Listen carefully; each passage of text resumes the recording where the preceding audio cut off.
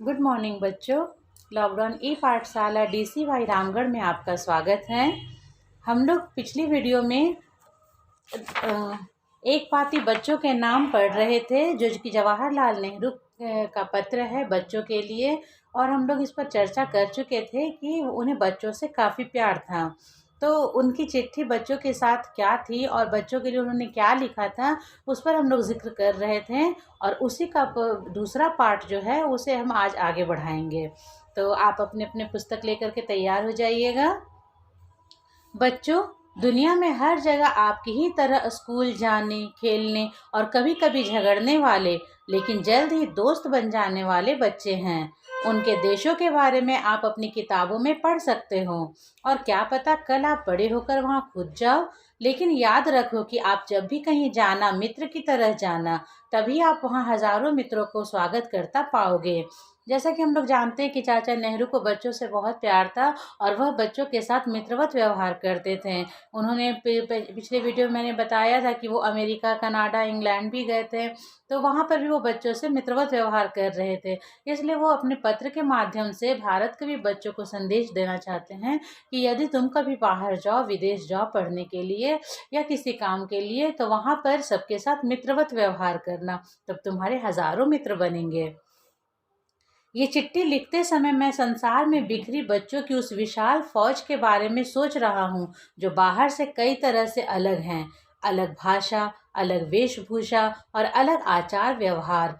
सबके आचार व्यवहार अलग होते हैं, सबकी वेशभूषाएं अलग होती है। वेशभूषा मतलब पहनावा उनका, रहन सहन उनका, सब अलग अलग होते हैं। लेकिन बच्चे तो फिर बच्चे ही होते हैं, वो प्यार के भूखे होते हैं। फिर भी कुछ है जो सब में समान है। अगर उन्हें एक साथ कर दिया जाए तो निश्चित रूप से वे खेलेंगे और लड़ेंगे झगड़ेंगे, मगर ये लड़ाई ये झगड़े भी तो उनके खेल हैं। वे बड़े लोगों की तरह अंतर के बारे में नहीं सोचते कि बड़े लोग सोचते हैं क्या वो गरीब है, वो अमीर है, वो बड़ा है, वो छोटा है, ऊंची जाति का है, नीची जाति का है। इन भावनाओं से बच्चे परे होते हैं और वह केवल एक ही भाषा समझते हैं, मित्रता की। तो अगर हम मित्रवत व्यवहार करें तो उनके साथ, हमारे साथ भी वो मित्रवत व्यवहार करेंगे। जो चीज़ों को खुले मन से आश्चर्य व उत्सुकता से देखते हैं, मैं उनके साथ बड़े शहरों की बजाय उन बूढ़े पहाड़ों, हरे भरे जंगलों और उछलती नदियों के पास जाना चाहूँगा जो हमें हमारे देश की कहानी सुनाते हैं। मैं चाहूँगा कि बच्चे खुद और खुद के लिए खोजें ताकि वे भारत के एक भाग में जाकर बर्फ से खेलें, फिर कर्क और मकर रेखा के बीच तीखी गर्मी में पनपते जंगलों को आंखों से महसूस करें। बच्चों को वो स्वतंत्र करना चाहते हैं, हर किसी भी जगह जाने के लिए, किसी भी परिवेश में रहने के लिए। जंगल, दरख्तों, पहाड़ियों और फूलों की खोज से भरी यात्रा बदलते मौसम में जीवन और रंगों की दस्तक होगी।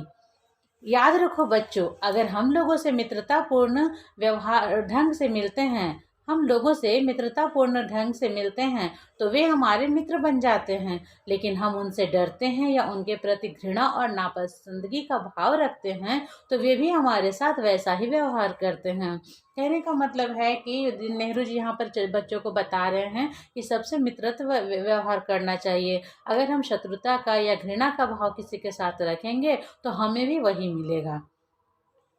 ये सदियों से जाना हुआ बहुत सामान्य सा सत्य है, परंतु फिर भी हम इसे भूल जाते हैं। एक देश के लोग दूसरे देश के लोगों से डरते और घृणा करते हैं और इसी डर घृणा के चलते मूर्खों की तरह एक दूसरे से झगड़ते हैं। ये डर और घृणा ही है जो हमें आपस में झगड़वाती है, हमें आपस में लड़वाती है। हम मित्रवत व्यवहार करें तो हमारे साथ भी लोग मित्रता करेंगे। बच्चों को बुद्धिमान होना चाहिए ताकि वे उन सब बातों को समझ सकें। इसीलिए मैं आशा करता हूँ कि जो भी बच्चे इसे पढ़ेंगे अधिक संवेदनशील और बुद्धिमान होंगे। वो बच्चों से नेहरू जी कामना कर रहे हैं, आशा कर रहे हैं कि बच्चे भी संवेदनशील हो और मित्रवत व्यवहार करने के लिए प्रेरित हों। कहानी यहीं, इनका पत्र यहीं समाप्त होता है। ये पत्र नवंबर 1958 में लिखा गया है और 1958 में भारत के प्रथम प्रधानमंत्री पंडित जवाहरलाल नेहरू ने देश के बच्चों के नाम एक पत्र लिखा था जिसमें उन्होंने बच्चों को प्रकृति के सौंदर्य का आनंद लेने एवं अपने अंदर मित्रता का भाव हमेशा बनाए रखने की सलाह दी थी। यह पत्र आज भी प्रासंगिक है, आज के बच्चों के लिए भी यह पत्र उतना ही महत्वपूर्ण है। तो इस प्रकार से हमारा ये पाठ समाप्त होता है, यहीं पर समाप्त होता है। अगले वीडियो में हम इनके प्रश्न उत्तर की ओर चलेंगे और प्रश्न उत्तर को करेंगे। तब तक के लिए धन्यवाद।